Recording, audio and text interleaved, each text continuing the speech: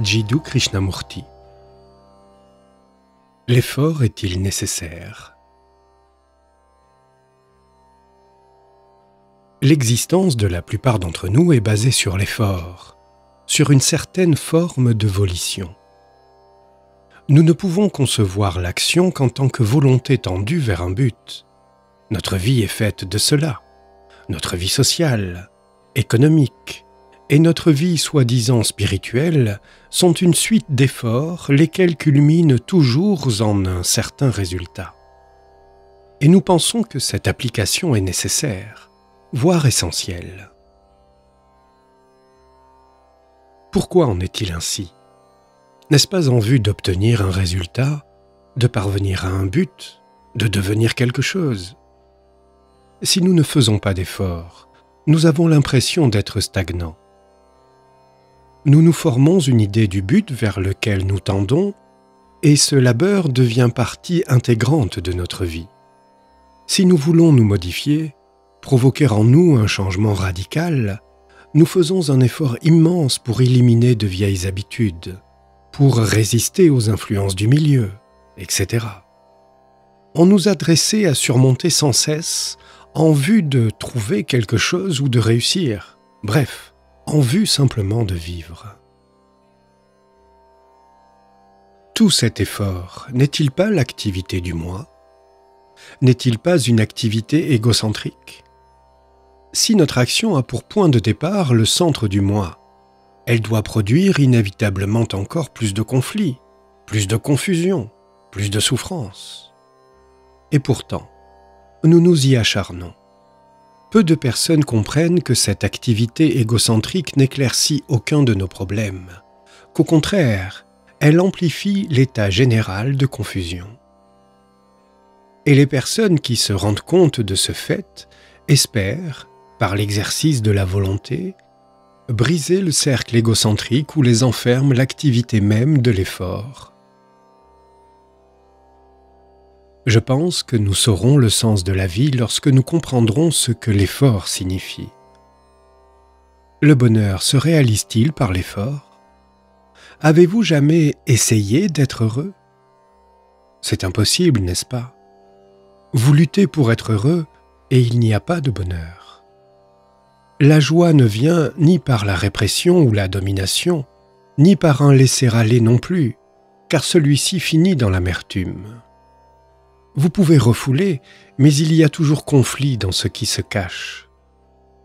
Nous savons tout cela, et pourtant nos vies sont une longue suite de répression ou de regrettables laisser-aller. Il y a en nous un conflit perpétuel qui nous met aux prises avec nos passions, notre avidité, notre paresse d'esprit. Et cette lutte pénible, ne la soutenons-nous pas dans l'espoir de trouver du bonheur, de trouver un sentiment de paix, un peu d'amour? Et pourtant l'amour et la compréhension s'obtiennent-ils par des batailles? Je pense qu'il est très important de comprendre ce que nous espérons obtenir par ces moyens. L'effort n'est-il pas une lutte en vue de changer ce qui est en ce qui n'est pas, ou en ce qui devrait être ou devrait devenir? En d'autres termes, nous luttons perpétuellement afin de ne pas nous trouver face à face avec ce qui est. Nous cherchons à nous en évader ou à le modifier. Mais le vrai contentement est celui de l'homme qui comprend ce qui est et lui accorde sa véritable signification. C'est là qu'est le vrai contentement, et non dans des possessions plus ou moins nombreuses. Pour accorder à la totalité de ce qui est sa vraie valeur, il faut admettre ce qui est, en être conscient, et non pas essayer de le modifier ou de le remplacer par autre chose. Nous voyons donc que l'effort est une lutte, un conflit, dont le but est de transformer ce que nous sommes en quelque chose que nous désirons être. Je ne parle que des conflits psychologiques, et non des efforts que l'on peut faire pour résoudre un problème physique, technique, se rapportant par exemple à l'application des sciences, etc. Je parle de cette lutte psychologique, laquelle finit toujours par dominer les problèmes techniques. car vous pouvez construire avec beaucoup de soin une société merveilleuse en utilisant les infinies connaissances acquises scientifiquement. Mais tant que les luttes, les batailles psychologiques ne seront pas comprises et les excitations et courants psychologiques surmontés, cette superbe structure sociale s'écroulera, ainsi que cela s'est toujours produit. L'effort nous éloigne de ce qui est. Dès l'instant que j'accepte ce qui est, il n'y a pas de lutte. Toute forme de lutte indique que l'on se détourne de la réalité, et cette séparation, qui est effort, doit exister tant que, psychologiquement, l'on désire transformer ce qui est en ce qui n'est pas. Il nous faut d'abord être libres pour voir que la joie et le bonheur ne se produisent pas par un effort. Y a-t-il création par exercice de la volonté, ou au contraire lorsque cesse l'effort? C'est alors que l'on crée, n'est-ce pas, que l'on écrit, peint ou chante, lorsqu'on est complètement ouvert, lorsqu'à tous les niveaux, on est en communication, lorsqu'on est intégré. C'est alors qu'il y a de la joie, que l'on s'exprime ou que l'on façonne un objet. Cet instant de création n'est pas le produit d'une lutte. Peut-être est-ce en comprenant l'état créateur que nous parviendrons à voir ce que l'effort est en réalité. La création est-elle le résultat de cette perception aiguë de soi qu'est l'effort, ou s'accompagne-t-elle au contraire d'une sorte de non-présence à soi-même, en laquelle il n'y a aucune agitation, ni même la perception du mouvement de la pensée?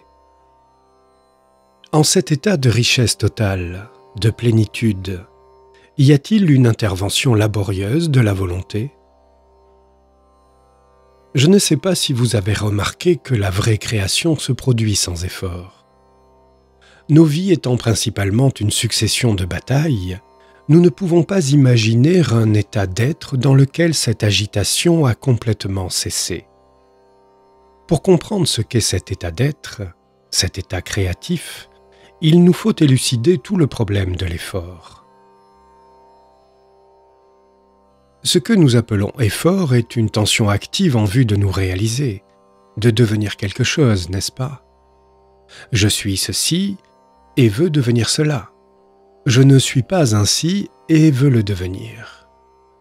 En devenant cela, il y a une tension, une lutte, une bataille. Ce conflit est inévitablement centré sur un but à atteindre. Nous cherchons une réalisation intérieure, un épanouissement, par le truchement d'un objet, d'une personne ou d'une idée. Nous en sommes ainsi venus à considérer que l'effort est inévitable. Mais je me demande si cette lutte pour devenir quelque chose est vraiment nécessaire. Pourquoi existe-t-elle?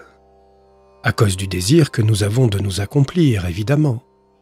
L'accomplissement personnel, à quelque degré, à quelque niveau qu'il se trouve, est le mobile de l'effort, la force qui le suscite, que cela soit chez le grand administrateur, la ménagère ou le pauvre diable. Et pourquoi ce désir existe-t-il? Ce désir de se réaliser, de devenir quelque chose, surgit lorsque l'on a le sentiment de n'être rien du tout. Parce que je ne suis rien, parce que je suis insuffisant, vide, pauvre intérieurement, je lutte pour m'accomplir en une personne, une chose ou une idée. Remplir ce vide est tout le processus de notre existence. Extérieurement, nous collectionnons des objets ou bien nous cultivons des richesses intérieures. Il n'y a d'effort que lorsqu'on cherche à s'évader de ce vide intérieur, par l'action, par la contemplation, par des acquisitions, par des réussites, par le pouvoir, etc. C'est de cela qu'est faite notre existence quotidienne. Or, si l'on ne fait pas d'effort pour fuir ce vide intérieur, qu'arrive-t-il? L'on vit avec lui, avec cette solitude, et en l'acceptant, l'on peut alors découvrir qu'il existe un état créateur, lequel n'a rien de commun avec la lutte ou l'effort. Ne cherchant plus à éviter ce sens intérieur de vacuité, nous regardons, nous observons, nous acceptons ce qui est. Alors surgit un état créateur où toute lutte a cessé, un état qui n'est pas le produit de l'effort. Ce qui est vacuité, insuffisance, et lorsqu'on vit avec ce vide intérieur et qu'on le comprend, une réalité surgit, une intelligence créatrice en laquelle, seul, est le bonheur. L'action telle que nous la connaissons habituellement n'est donc que création. C'est un perpétuel devenir, lequel est la négation de ce qui est, le refus de l'admettre. Mais lorsqu'il y a perception de ce vide, sans choix, ni condamnation ni justification, cette compréhension de ce qui est une action, laquelle est un état créateur. L'on peut comprendre cela lorsqu'on est parfaitement conscient de ce qui se passe en soi au moment où l'on agit. Observez-vous au cours d'une action. Observez non seulement vos gestes, mais le mouvement de votre pensée et de vos sentiments. Si vous le percevez clairement, vous verrez que le processus de la pensée, lequel est aussi sentiment et action, est basé sur l'idée de devenir. Et cette idée ne surgit que lorsqu'il y a un sens d'insécurité, et ce sens d'insécurité provient de la perception du vide intérieur. Si l'on est conscient de ce processus de la pensée et de l'émotion, l'on voit qu'il s'y déroule une perpétuelle bataille où s'exerce un effort de changer, de modifier, de transformer ce qui est. Et, par la connaissance de soi, par l'effort d'une constante lucidité, l'on voit que cette lutte, que ces efforts en vue de devenir, ne mènent qu'à la déception, à la douleur, à l'ignorance.